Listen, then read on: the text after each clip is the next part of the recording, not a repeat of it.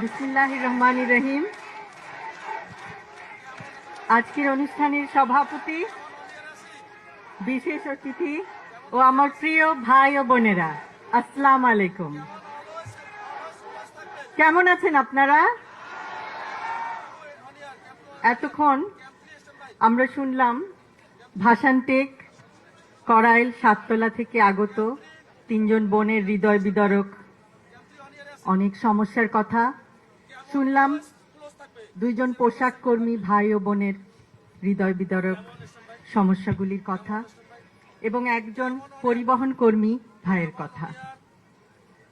আপনাদের সমস্যা অনেক, আমি, আপনি, আমাদের সকলের সমস্যা অনেক, কিন্তু সুষ্ঠু পরিকল্পনার মাধ্যমে এই সমস্যাগুলির সমাধান সম্ভব।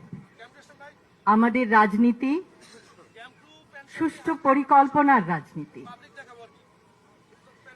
এখন আমাদের গৌরবের নতুন সূর্যোদয়।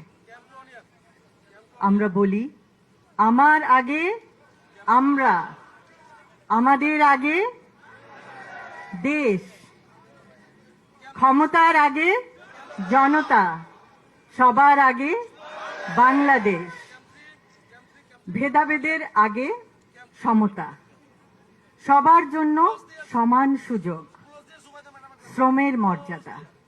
আমরা সকলকে দিতে চাই শ্রমের মর্যাদা, মেধার মূল্যায়ন, মেধাভিত্তিক চাকরি এবং অধিকার, সুবিচার, শোষণের আগে অধিকার। আমরা এমন একটি সমাজ, এমন একটি রাষ্ট্র উপহার দিতে চাই জনগণকে, যেখানে নেতার আগে জনতা, করব কাজ, গড়ব দেশ, সবার আগে বাংলাদেশ। এবং সেই জন্য আমাদের সকলকে একসাথে কাজ করতে হবে। আজকে আপনারা দেখিয়েছেন, আপনারা সবাই একসঙ্গে এসেছেন। অসংখ্য অসংখ্য ধন্যবাদ। আপনারা আপনাদের মূল্যবান সময় নিয়ে এখানে এসেছেন, আমাদের কথা শুনেছেন এবং আপনাদের সমস্যাগুলো আমাদেরকে বলেছেন। আমরা আমাদের সাধ্যমতো আপনাদের সমস্যাগুলো আরো শুনব, আরো জানব।